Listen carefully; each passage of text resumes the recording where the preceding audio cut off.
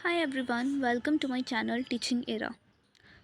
आज मैं आपके लिए एक नई वीडियो लेक्चर लेके आई हूँ। हमने पिछले वीडियो में बात की थी अबाउट किंगडम फंजाई। ठीक है, तो आज हम आपका जो नेक्स्ट किंगडम है that is kingdom Plantae, Animalia and rest of the things, इनको हम डिस्कस करेंगे और आपके चैप्टर 2 को फिनिश करेंगे। ठीक है, तो आई होप कि आपको मेरे लेक्चर समझ आ रहे हैं। तो let's continue with the new lecture. First is kingdom Plantae. अब किंगडम प्लांटी क्या है, इसमें आ जाते हैं हमारे प्लांट्स। ठीक है, और आपको पता है कि जो प्लांट्स होते हैं वो कैसे होते हैं, ग्रीन कलर के होते हैं, है ना। और उनका वो कैसे होते हैं, किस टाइप का ऑर्गेनिजम्स होते हैं, यूकैरियोटिक। यू मीन्स ट्रू, ठीक है। Karyon is related to the nucleus. तो ऐसे ऑर्गेनिजम्स जिसमें ट्रू न्यूक्लियस होता है, ठीक है, उन ऑर्गेनिजम्स को हम क्या बोलते हैं, यूकैरियोटिक ऑर्गेनिज्म। नेक्स्ट, प्लांट्स का और क्या फीचर है किंगडम प्लांटे का कि क्लोरोफिल कंटेनिंग ऑर्गेनिजम्स होते हैं। ये जो किंगडम प्लांटे में जो ऑर्गेनिजम्स आते हैं इनमें क्लोरोफिल पिगमेंट प्रेजेंट होता है। ठीक है, और ऐसे ऑर्गेनिजम्स को हम कॉमनली क्या बोलते हैं, प्लांट्स। लेकिन किंगडम प्लांटी में इन कंडीशंस के लिए कुछ एक्सेप्शंस हैं। ठीक है, क्या एक्सेप्शंस हैं कि इसमें कुछ मेंबर्स ऐसे होते हैं जो पार्शली क्या होते हैं, हिटीरोट्रॉपिक। पार्शली हिटीरोट्रॉपिक मतलब ऑटोट्रॉपिक तो होते ही होते हैं, ठीक है, क्लोरोफिल पिगमेंट भी प्रेजेंट होता है, लेकिन वो हिटीरोट्रॉपिक भी होते हैं।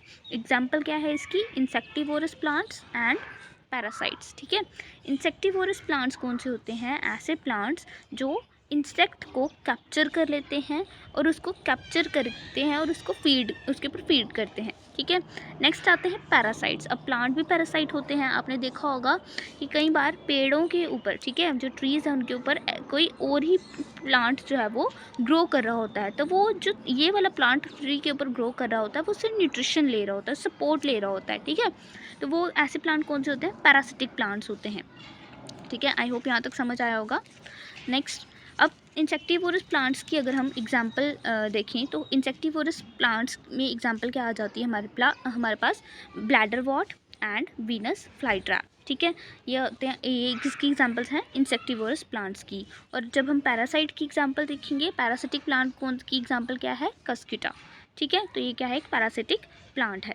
अब ये जो प्लांट सेल हैं इनमें मैंने आपको बताया ये कैसे होते हैं, यूकैरियोटिक होते हैं। ठीक है, और कैसे होते हैं, क्लोरोफिल कंटेनिंग ऑर्गेनिज्म। ये जो क्लोरोफिल है पिगमेंट, ये क्लोरोफिल क्या है, पिगमेंट है। ठीक है, जैसे हमारा ब्लड है, ब्लड हमारा किस कलर का होता है, रेड कलर का होता है।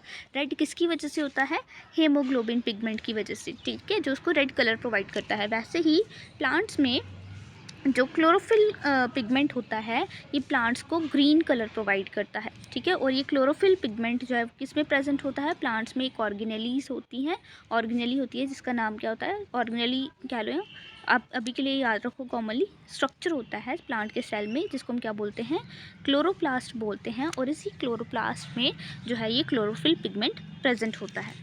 ठीक है, नेक्स्ट, अब प्लांट जो है, प्लांट का जो सेल है उसमें हमें सेल वॉल भी देखने को मिलती है। और ये इनकी सेल वॉल की जो कंपोजिशन है वो क्या होती है, सेलुलोज। इनकी सेल वॉल में क्या प्रेजेंट होता है, सेल्यूलोज प्रेजेंट होता है। ठीक है, नेक्स्ट, अब जब हम इनके लाइफ साइकिल की बात करते हैं प्लांट के, सबसे पहले बात करते हैं कि प्लांटे, किंगडम प्लांटे में आते कौन कौन से ऑर्गेनिजम्स हैं। इनमें एल्गी आ जाती है, ब्रायोफाइट्स आ जाते हैं, टेरिडोफाइट्स आ जाते हैं, जिम्नोस्पर्म्स एंड एंजियोस्पर्म्स आ जाते हैं। तो ये 5 जो हैं ये किंगडम प्लांटे का क्या है, हिस्सा है। ठीक है, नेक्स्ट, अब लाइफ साइकिल की बात करें तो प्लांट्स में 2 फेजेस होते हैं लाइफ साइकिल के। ठीक है, एक होता है उनका डिप्लॉयड स्पोरोफिटिक फेज। ठीक है, जिस डिप्लॉयड क्या होता है, 2N, जिसमें सिंपल जैसे हमारे में जो हमारी पूरी बॉडी है वो कौन से सेल से बनी है, डिप्लॉयड सेल से। ठीक है, डिप्लॉयड सेल से। वैसे ही प्लांट की जो पूरी एक वेजिटेटिव फेज ऑफ ग्रोथ होता है वो क्या है, उनका डिप्लॉयड स्पोरोफिटिक फेज। ठीक है, नेक्स्ट आते हैं अब हैप्लॉयड फेज पे। ठीक है, अब हमारे में हैप्लॉयड फेज क्या है, जो हमारी बॉडी के कुछ जो रिप्रोडक्टिव स्ट्रक्चर्स होते हैं उनमें गैमीट्स बनते हैं। ठीक है, जैसे कि स्पर्म एंड ओवम, वो क्या है, गैमीट्स होते हैं। और वो कैसे होते हैं, haploid, half set of chromosome number होता है। तो वैसे ही प्लांट में भी हैप्लॉइड फेज होता है और उस हैप्लॉइड फेज को हम क्या बोलते हैं, गैमेटोफिटिक फेज बोलते हैं, जिसमें गैमीट्स फॉर्मेशन होती है। ठीक है, दो फेजेस हैं प्लांट के लाइफ साइकिल में भी, एक डिप्लॉइड फेज और एक हैप्लॉइड फेज। डिप्लॉइड फेज को हम स्पोरोफिटिक फेज भी बोलते हैं और हैप्लॉइड फेज को हम गैमेटोफिटिक फेज भी बोलते हैं। और ये दोनों फेजेस जो हैं वो अल्टरनेट तरीके से चलते हैं। ठीक है, नेक्स्ट, अब यही जो चीज़ है कि जिसमें कि ये जो प्लांट का पूरा लाइफ साइकिल है उसमें डिप्लॉइड फेज आ रही है, फिर हैप्लॉइड फेज आती है, फिर हैप्लॉइड से फिर से डिप्लॉइड फेज आती है, फिर से हैप्लॉइड फेज आती है। तो ये जो अल्टरनेशन है, ठीक है, ये अल्टरनेशन हो रही है फेजेस की, या हम कह सकते हैं अल्टरनेशन हो रही है जनरेशन की। फर्स्ट जनरेशन आई डिप्लॉइड जनरेशन, ठीक है, डिप्लॉइड ने क्या बनाया, हैप्लॉइड जनरेशन। ठीक है, तो हैप्लॉइड ने फिर से किसको राइज दिया, डिप्लॉइड जनरेशन को। तो इस पूरे प्रोसेस में जहाँ पे प्लांट्स के डिफरेंट फेजेस होते हैं और ये फेजेस जो हैं वो फ्री लिविंग भी होते हैं, डिपेंडेंट होते हैं एक दूसरे के ऊपर। इस फिनोमिना को हम क्या बोलते हैं, ऑल्टरनेशन ऑफ जनरेशन। ठीक है, अब हम इसको सिंपल वे में कैसे समझते हैं। सपोज प्लांट जो है उसकी वेजिटेटिव ग्रोथ हो रही है, हमने सीड सो किया, सीड में से प्लांट राइज हुआ। ठीक है, प्लांट राइज हुआ, ठीक है, प्रॉपर वो एक प्लांट जब बन रहा है अभी उसकी सिर्फ क्या हो रही है, वेजिटेटिव ग्रोथ। ठीक है, तो इस फेज़ को हम क्या बोलते हैं, ये है डिप्लॉइड स्पोरोफिटिक फेज़। ठीक है, अब ये जो प्लांट जो है वो पूरा ग्रो कर गया, लीव्स वगैरह आ गए सब। अब इस लीव्स वगैरह आने के बाद प्लांट ने क्या किया, फ्लावर बनाया। ठीक है, क्या बनाया, फ्लावर बनाया। अब फ्लावर में हमें पता है मेल पार्ट भी हो सकता है, फीमेल पार्ट भी हो सकता है, या दोनों हो सकते हैं। ठीक है, तो अब जब फ्लावर बनने के बाद जो है फ्लावर बन गया, अब इसके बाद फ्लावर ये जो फ्लावर है इसमें जो अगर मेल पार्ट होगा, ठीक है, जिसको हम बोलते हैं एंड्रोशियम। ठीक है, ये आप आगे पढ़ोगे। तो अगर ये मेल फ्लावर होगा तो ये मेल फ्लावर जो है वो अपने गैमीट्स बनाएगा। ठीक है, अपने क्या बनाएगा, गैमीट्स बनाएगा, दैट इज़ पोलन ग्रेन्स। अगर आपने सुना होगा छोटी क्लासेस में, पोलन ग्रेन्स बनाएगा। ठीक है, तो ये पोलन ग्रेन्स क्या है, पोलन ग्रेन एक तरह के क्या है, प्लांट के गैमीट्स हैं। ठीक है, क्या है वो, प्लांट के गैमीट्स हैं। तो यहाँ पे मेल फ्लावर ने क्या बनाया, पोलन ग्रेन, जो उसके गैमीट्स थे। ठीक है, और फीमेल अगर फ्लावर है तो फीमेल फ्लावर ने क्या गैमीट बनाया, एग बनाया। ठीक है, तो ये कौन सा फेज़ आ गया, प्लांट का हैप्लॉइड गैमेटोफिटिक फेज़ आ गया। ठीक है, समझ आया। अब देखो, सबसे पहले वेजिटेटिव ग्रोथ हुई, फिर फ्लावर आए, फ्लावर में अगर मेल फ्लावर है तो उसने पोलन ग्रेन बनाई, फीमेल है तो उसने ओवम बनाया। ठीक है, दोनों में क्या हुई, मेल और फीमेल जो है वो आपस में क्या करेंगे, पॉलिनेशन करेंगे, फर्टिलाइजेशन होगी उनमें, और फिर से वो एक क्या बनाएंगे, जाइगोट बनाएंगे, नया डिप्लॉइड सेल बनाएंगे। अब फिर से आ गया ना, पहले डिप्लॉइड स्पोरोफिटिक फेज आई, फिर उसमें क्या बना, हैप्लॉइड गैमेटोफिटिक फेज, फिर से हैप्लॉइड गैमेटोफिटिक फेज से क्या बना हमारे पास, डिप्लॉइड जाइगोट बना, फिर इसी जाइगोट ने आगे क्या बनाया, फिर से डिप्लॉइड स्पोरोफिटिक फेज। तो ये पूरा का पूरा एक साइकिल चलता है जिसमें दोनों फेजेस ऑल्टरनेट तरीके से चलती हैं। ठीक है, तो इस फिनोमेना को हम क्या बोलते हैं, ऑल्टरनेशन ऑफ जनरेशन बोलते हैं, कि एक के बाद दूसरी जनरेशन चल रही है। ठीक है, होप आपको समझ आया हो। ये था हमारा किंगडम प्लांटी के बारे में एक ब्रीफ व्यू। ठीक है, नेक्स्ट है किंगडम एनिमिलिया। अब नाम से ही पता चल रहा है कि इस किंगडम में कौन आएंगे, हमारे एनिमल्स। ठीक है, जितने भी एनिमल्स हैं, ठीक है, चाहे अब एनिमल्स में ये नहीं है कि हमें सिर्फ 4 टांगों वाले ही दिखते हैं वही एनिमल्स हैं। इसमें हमारे जितने भी एनिमल के करैक्टरिस्टिक्स के जो ऑर्गेनिजम्स आ जाते हैं, बर्ड्स वगैरह, रेप्टाइल्स, एम्फीबियन, ये सब जो हैं, हम जो हैं, ये सारे किस में आते हैं, किंगडम एनिमिलिया में आते हैं। ठीक है, तो इसमें क्या क्या करैक्टरिस्टिक्स होते हैं किंगडम एनिमिलिया के, कि इसमें सबसे पहले जो ऑर्गेनिजम्स आते हैं वो कैसे होते हैं, यूकैरियोटिक होते हैं, ट्रू न्यूक्लियस प्रेजेंट होता है लाइक प्लांट्स। ठीक है, और ये कैसे होते हैं, हेटेरोट्रॉपिक होते हैं। प्लांट्स में, किंगडम प्लांटी में हमने क्या देखा कि मेजरली जो ऑर्गेनिजम्स होते हैं वो कैसे होते हैं, फोटोसिंथेटिक, या हम बोल सकते हैं ऑटोट्रोपिक। ठीक है, लेकिन यहाँ किंगडम एनिमिलिया में जो ऑर्गेनिजम्स हैं वो कैसे आते हैं, हेटेरोट्रॉपिक ऑर्गेनिज्म, मतलब ये दूसरों पे डिपेंडेंट होते हैं अपना खाना लेने के लिए। ठीक है, नेक्स्ट और कैसे ऑर्गेनिजम्स होते हैं, मल्टी सेलुलर होते हैं, प्लांट्स में भी मल्टी सेलुलर भी हो सकते हैं। ठीक है, और कोई एक्सेप्शंस होती हैं, यूनिसेलुलर भी होते हैं। नेक्स्ट, अब इन ऑर्गेनिज्म में, जो किंगडम एनिमिलिया में जो ऑर्गेनिजम्स आते हैं, इनमें सेल वॉल एब्सेंट होती है। प्लांट में सेल वॉल प्रेजेंट थी, लेकिन इनमें सेल वॉल जो है वो एब्सेंट होती है। ठीक है, अब ये जो ऑर्गेनिजम्स हैं ये डायरेक्टली और indirectly depend on plants for food. अब हम देखो, हम किंगडम एनिमिलिया में आते हैं। हम सीधा तो कच्चा पौधा नहीं खा लेते ना, हम उसको पहले पकाते हैं फिर खाते हैं। तो हम क्या हैं, इन डायरेक्टली और इनडायरेक्टली हम प्लांट्स पे डिपेंडेड होते हैं। ठीक है, तो किंगडम एनिमिलिया में जितने भी ऑर्गेनिजम्स आते हैं, चाहे वो डायरेक्टली, सपोज अगर हम डायरेक्ट की बात करें तो काऊ जो है वो घास खाती है, गोट जो है वो घास खाती है। तो वो डायरेक्टली डिपेंड कर रही है प्लांट के ऊपर। लेकिन जो वो है, अगर हम मान लें कोई लॉइन है, ठीक है, लॉइन किसको खा रहा है, गोट को खा रहा है। तो गोट तो किसको खा रही है, घास को खा रही है ना। तो लॉइन जो है वो भी इंडिपेंडेंटली किसके ऊपर डिपेंडेड हो गया, प्लांट्स के ऊपर डिपेंडेड हो गया। क्योंकि गोट अगर घास नहीं खाएगी तो उसकी बॉडी कैसे बिल्डअप होगी। ठीक है, समझ आया।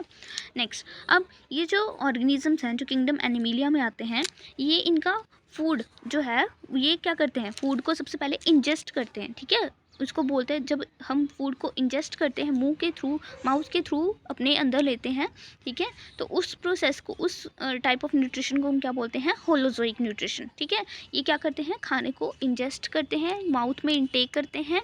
ठीक है, इनटेक करने के बाद ये उनके अंदर एक क्या होती है, इंटरनल कैविटी होती है। ठीक है, किंगडम एनिमिलिया के अंदर एक इंटरनल कैविटी होती है जहाँ पे खाना डाइजेस्ट भी किया जाता है। और जो एक्सेस फूड है, ठीक है, डाइजेस्ट होने के बाद जो फूड रिजर्व्स हैं, ठीक है, जो फूड रिजर्व्स हैं, जो एक्स्ट्रा न्यूट्रिएंट्स होते हैं, उनको स्टोर भी किया जाता है। और वो किस फॉर्म में स्टोर किया जाता है, in the form of glycogen और फैट। ठीक है, समझ आया। नेक्स्ट, अब जो किंगडम एनिमिलिया है, इनमें जो ऑर्गेनिजम्स आते हैं, इनका डेफिनेट ग्रोथ पैटर्न होता है। ठीक है, डेफिनेट ग्रोथ पैटर्न क्या है कि सबसे पहले एक छोटा सा एम्ब्रियो है, एम्ब्रियो बेबी बनता है, बेबी फिर की आहिस्ता आहिस्ता ग्रोथ होती है, चाइल्ड देन एडल्ट। ठीक है, तो इस तरह से एक डेफिनेट ग्रोथ पैटर्न चलता है। ठीक है, और उनमें, इन ऑर्गेनिज्म में एक डेफिनेट शेप भी होती है और साइज़ भी होता है, कि एक प्रॉपर स्ट्रक्चर होता है इनका। ठीक है, और एक हाइट तक ये जो है वो ग्रो कर सकते हैं, उसके बाद ये ग्रो नहीं कर पाते। डेफिनेट साइज़ होता है इनमें, डेफिनेट शेप होती है। ठीक है, नेक्स्ट, अब जो किंगडम एनिमिलिया में जो हायर फॉर्म्स होती हैं, हायर ऑर्गेनिजम्स होते हैं, जैसे कि हम, ठीक है, रेप्टाइल्स हो गए, एम्फीबियंस हो गए, बर्ड्स हो गए, ठीक है, फिशेस हो गई। तो इनमें स्पेशल मैकेनिज़म्स भी होते हैं। ठीक है, कौन कौन से मैकेनिज़म्स होते हैं, लाइक सेंसरी मैकेनिज़्म। ये जैसे हमारे में 5 सेंसेस होती हैं, वैसे ही रेप्टाइल्स वगैरह में भी होती हैं। ठीक है, न्यूरोमोटर मैकेनिज़म्स, ये अपने दिमाग को यूज़ कर सकते हैं सोचने समझने के लिए, ठीक है, एक्टिविटीज़ परफॉर्म करने के लिए। और ये लोकोमोशन का प्रोसेस भी कर सकते हैं। ठीक है, ये लोकोमोशन का परफॉर्म कर सकते हैं, मतलब एक जगह से दूसरी जगह मूव कर सकते हैं। लेकिन किंगडम एनिमिलिया में ऐसा, प्लांटी में ऐसा नहीं होता था। नेक्स्ट, अब जब रिप्रोडक्शन की बात करते हैं, तो ये जो किंगडम एनिमिलिया है, इसमें मेजरली जो रिप्रोडक्शन होती है वो कौन सी होती है, सेक्सुअल रिप्रोडक्शन होती है। और जिसमें जो मेल और फीमेल हैं वो क्या करते हैं, कॉपुलेशन परफॉर्म करते हैं, और उस कॉपुलेशन की वजह से जो है वो आगे एक एम्ब्रियो डेवलप होता है। ठीक है, ये थे हमारे किंगडम एनिमिलिया। नेक्स्ट, अब हमारे जो 5 किंगडम्स थे वो हम ख़त्म कर चुके हैं। ठीक है, ओवरऑल उनका जो ब्रीफ व्यू था वो हम ख़त्म कर चुके हैं। नेक्स्ट आते हैं हमारे viruses, viroids, prions and lichens. अब ये जो चारों ऑर्गेनिजम्स हैं, इनका कहीं भी किसी भी किंगडम में प्लेसमेंट नहीं है।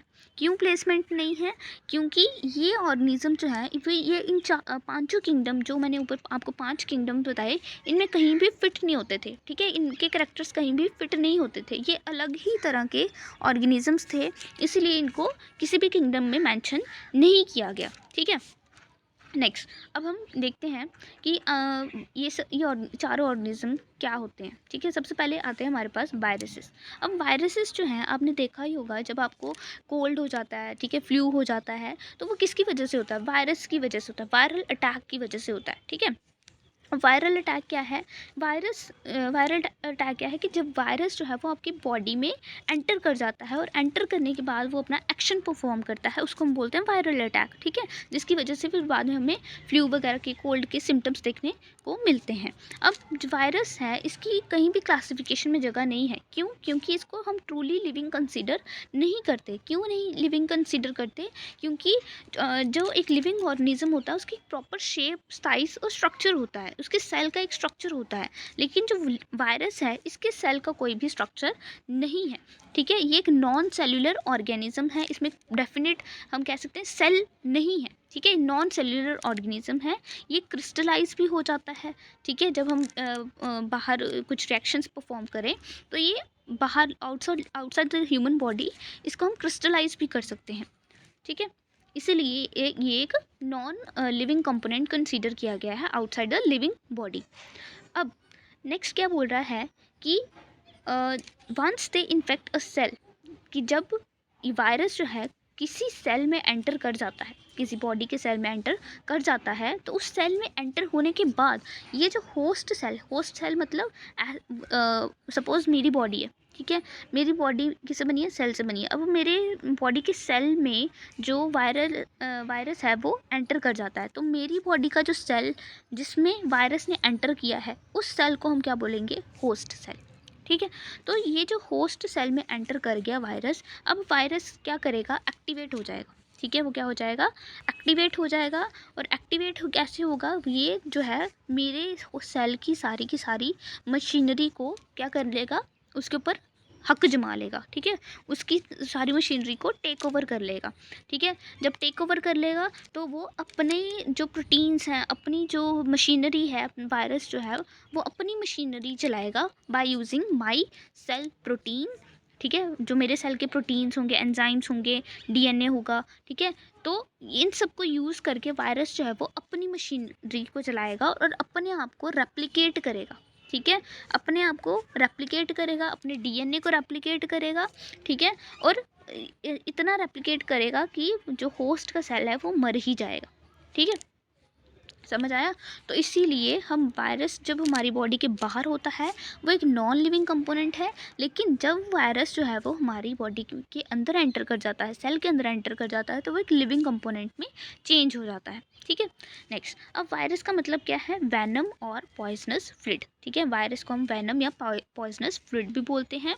अब ये एक साइंटिस्ट थे, दिमित्री इवानोस्की, ठीक है, इवानोस्की, ठीक है। इन्होंने क्या किया? कुछ ऐसे माइक्रोब्स को रिकॉग्नाइज किया जो क्या कर रहे थे? टोबैको में एक डिजीज़ क्रिएट कर रहे थे, ठीक है। उस डिजीज़ का नाम क्या था? मोज़ेक डिजीज़ ऑफ टोबैको, ठीक है।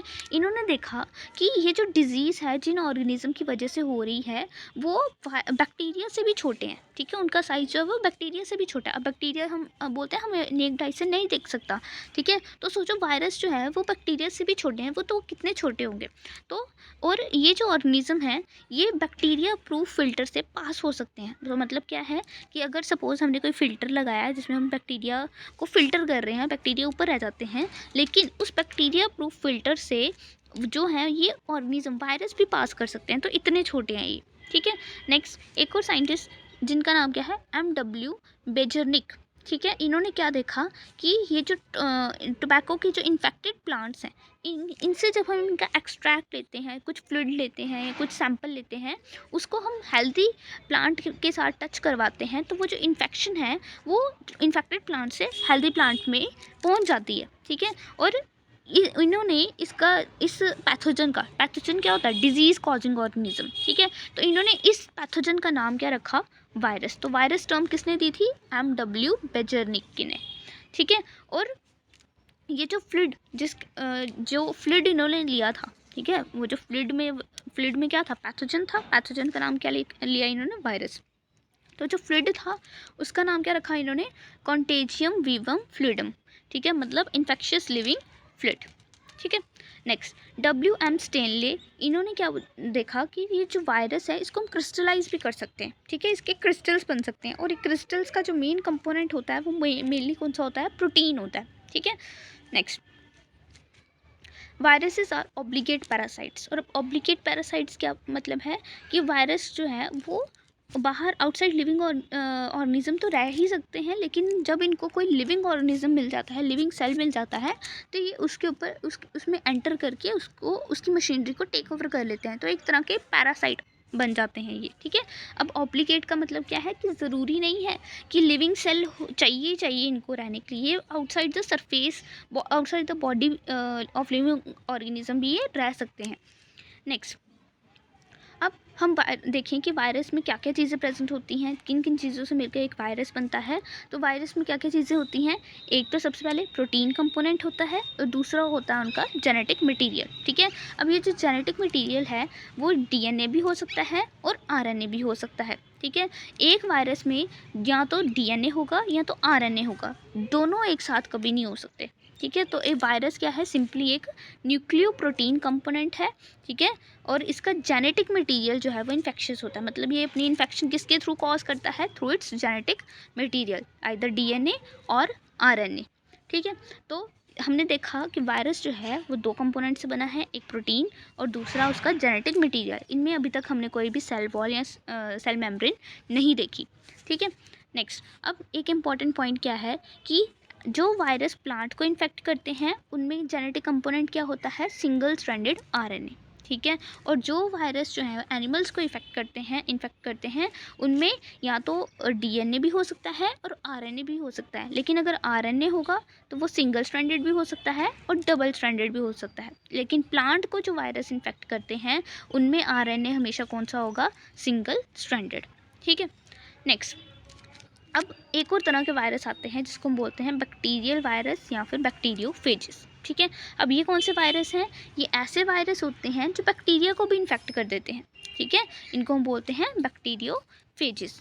ठीक है, अब ये जो बैक्टीरियोफेजेस वायरस होते हैं, ठीक है, ये जो बैक्टीरियोफेजेस होती हैं ये इनमें जेनेटिक कंपोनेंट क्या होता है, डबल स्ट्रैंडेड डीएनए। ठीक है, इनमें एक प्रोटीन कोड भी होता है जिसको हम क्या बोलते हैं, कैप्सिड। ठीक है, अब ये जो प्रोटीन कोड जिसको हम कैप्सिड बोल रहे हैं ये छोटे छोटे सब यूनिट से मिलकर बना होता है और उन छोटे छोटे सब यूनिट्स को हम क्या बोलते हैं, कैप्सोमियर्स। ठीक है, सपोज ये वायरस का प्रोटीन कोड है। ठीक है, ये प्रोटीन कोड किससे बना है, कैप्सिड से बना है। अब ये कैप्सिड जो है वो भी तो छोटे छोटे कंपोनेंट से मिलके, छोटे छोटे प्रोटीन के कंपोनेंट से मिलके बना होगा ना, तो उन छोटे छोटे प्रोटीन के कंपोनेंट्स को हम क्या बोलते हैं, कैप्सोमियर्स। ठीक है, और ये कैप्सिड क्या करता है, वायरस के न्यूक्लिक एसिड या जेनेटिक मटीरियल को प्रोटेक्ट करने का काम करता है। ठीक है, नेक्स्ट, अब ये जो कैप्सिड है इसके अंदर जो हमारा जेनेटिक बैक्टीरियोफेज का जेनेटिक मटेरियल प्रेजेंट होता है या तो वो हेलिकल फॉर्म में प्रेजेंट हो सकता है या फिर किसी और पॉलीहेड्रल शेप फॉर्म में प्रेजेंट हो सकता है। ठीक है, डिफरेंट फॉर्म्स में ये प्रेजेंट हो सकता है। वायरस कौन कौन से डिजीज़ कर सकते हैं, like mumps, small pox, herbs, influenza, ये सब डिजीज़ जो है किसकी वजह से होती हैं, वायरस की वजह से होती हैं। अब एड्स का नाम आपने सुना ही होगा, एड्स भी जो है वो किसकी वजह से होता है, वायरस की वजह से होता है। ठीक है, जब प्लांट्स में वायरल अटैक होता है तो उसके क्या क्या सिम्टम्स हमें देखने को मिलते हैं। सबसे पहले है मोज़ेक फॉर्मेशन। मोज़ेक फॉर्मेशन मतलब ऐसे बड़ी बड़ी सी, देखा होगा कभी आपने, ऐसे क्लॉट टाइप बन जाते हैं, क्लस्टर टाइप बन जाता है। ठीक है, लीफ के ऊपर या स्टेम के ऊपर फोड़े फोड़े टाइप। ठीक है, लीफ रोलिंग, प्लांट का लीफ जो है वो अपने आप रोल हो जाता है। कर्लिंग, लीफ जो है वो इस तरह से टिप से कर्ल हो जाता है। येलोइंग एंड वेन क्लियरिंग, ठीक है, पत्ता या प्लांट जो है वो येलो हो जाता है। और वेन क्लियरिंग का मतलब है कि हमें पत्ते में जो इस तरह से लीफ होता है प्लांट का और ये उसकी वेन्स होती हैं। ठीक है, तो ये वेन्स जो हैं ये हमें क्लियरली दिखती हैं और पत्ता जो है वो ट्रांसपेरेंट हो चुका होता है। ठीक है, ड्वार्फिंग, प्लांट छोटा रह जाता है। ठीक है, प्लांट की हाइट छोटी रह जाती है, ग्रोथ रुक जाती है। तो ये सारे सिम्टम्स हमें देखने को मिलते हैं प्लांट में जब प्लांट में वायरल अटैक हो जाता है। ठीक है, अब हम यहाँ पे देखते हैं, यहाँ पे देखो ये है हमारा टोबैको मोज़ेक वायरस। ठीक है, इसमें देखो ये इसका कैप्सिड है, प्रोटीन कंपोनेंट, और कैप्सिड के यहाँ पे क्या है, जेनेटिक कंपोनेंट इसने कैप्सिड ने प्रोटेक्ट किया। ठीक है, ये है बैक्टीरियोफेज में देखो ये जो है ये क्या है, इसका protein component that is capsid. और इस कैप्सिड ये जो कैप्सिड और ये इसकी क्या है, टेल फाइबर्स, इस हेड के अंदर क्या होता है, जेनेटिक मटीरियल प्रिजर्व्ड होता है। ठीक है, ये है इसका कॉलर, ये इसकी तरह एक तरह से टेल फाइबर्स। ठीक है,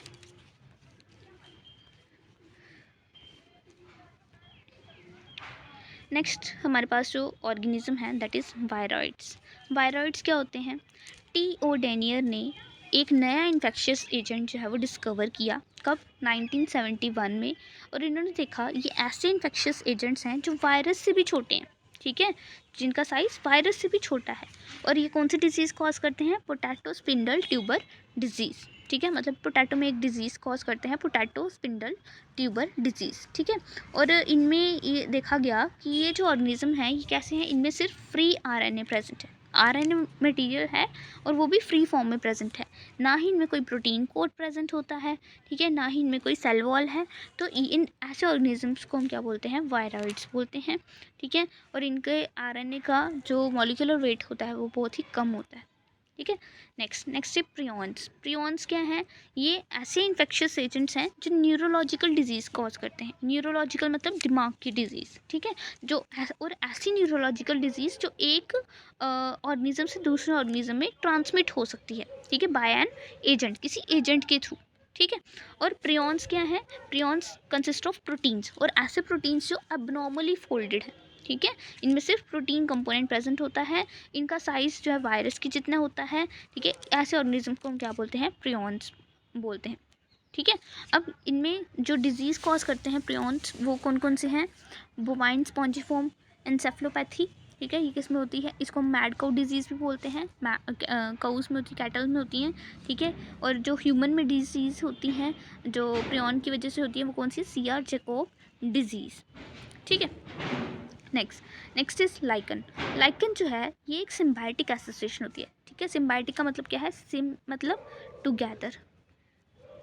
ठीक है, सिम मतलब together. Bio consist of life और लिविंग, टुगेदर लिविंग एसोसिएशन। तो मतलब क्या हुआ? लाइकन एक ऐसी एसोसिएशन है जिसमें दो लिविंग ऑर्गेनिज्म जो है वो इकट्ठे मिलकर रह रहे होते हैं, उनका एक म्यूचुअल एसोसिएशन होता है। ठीक है, और जो लिविंग ऑर्गेनिज्म इकट्ठे मिलकर यहाँ पे लाइकन में को बनाते हैं वो कौन से होते हैं? Algae and fungi. ठीक है, तो एल्गी एंड फंजाई इस तरह से आपस में म्यूचुअल एसोसिएशन से एक सिम्बायोटिक रिलेशनशिप बनाते हैं, जिससे हमें लगता है कि ये दो ऑर्गेनिज्म नहीं है बल्कि एक ही ऑर्गेनिज्म है, और ये दोनों मिलकर जो एक ऑर्गेनिज्म बनाते हैं उसका नाम क्या है? लाइकन। ठीक है, जो लाइकन में एल्गल कंपोनेंट होता है उसको हम क्या बोलते हैं? फाइकोबायोन्ट, और जो फंगल कंपोनेंट होता है उसको हम क्या बोलते हैं? माइकोबायोन्ट। ठीक है, अब लाइकन जो है वो ऑटोट्रॉपिक भी होते हैं और हेटेरोट्रॉपिक भी होते हैं। ऑटोट्रॉपिक किसकी वजह से होंगे? क्योंकि इसमें एल्गल कंपोनेंट है, और एल्गी हमें पता है किंगडम प्लांटे में आता है और वो फोटोसिंथेसिस परफॉर्म करेगा। ठीक है, और ये जो फंजाई है ये कैसा होता है? हेटेरोट्रॉपिक। ठीक है, हमने पढ़ा कि किंगडम फंजाई में जो ऑर्गेनिजम्स आते हैं वो कैसे होते हैं? हेटेरोट्रॉपिक। ठीक है, वो दूसरों पे डिपेंडेंट होते हैं अपना खाना लेने के लिए। सेप्रोट्रॉपिक न्यूट्रिशन मोड ज़्यादातर हमें देखने को मिलता है। ठीक है, अब एल्गी का क्या काम होता है? लाइकन में एल्गी जो है वो खाना प्रिपेयर करता है क्योंकि फोटोसिंथेसिस करता है। ठीक है, और खाना किसके लिए प्रिपेयर करेगा? फंजाई के लिए। ठीक है, और फंजाई का क्या काम है? फंजाई एल्गी को शेल्टर भी देता है और वाटर में से जो सॉइल है उसमें से न्यूट्रिशन अब्जॉर्ब करने का काम करता है, मिनरल्स अब्जॉर्ब करने का काम करता है, वाटर अब्जॉर्ब करने का काम करता है। ठीक है, तो एक क्लोज एसोसिएशन है। जब हम एल्गी और फंजाई को अलग अलग करते हैं तो ये दो अलग अलग किंगडम्स आ जाते हैं, लेकिन जब ये दोनों एक साथ म्यूचुअल एसोसिएशन में रहते हैं तो एक अलग तरह का ऑर्गेनिज्म बना देते हैं जिसको हम क्या बोलते हैं? लाइकन बोलते हैं। ठीक है, अब ये जो लाइकन है ये बहुत ही अच्छे पॉल्यूशन इंडिकेटर्स होते हैं। क्यों हम इनको बोलते हैं गुड पॉल्यूशन इंडिकेटर्स? क्योंकि जहाँ भी पोल्यूटेड एरिया होगा वहाँ पे लाइकन ग्रो नहीं करते। तो ये एक साइन है कि इस जगह पे क्या है? पॉल्यूशन है, क्योंकि यहाँ पे लाइकन ग्रो नहीं कर रहे। ठीक है, that's all about your second chapter. So हमने आज फिनिश किया है आपका सेकंड चैप्टर। होप आप सबको समझ आया हो। तो प्लीज़ मुझे कमेंट करके बताना कि आपको कैसा लगा। अच्छा लगा तो मैं आपके लिए नेक्स्ट लेक्चर्स लेके आऊँगी।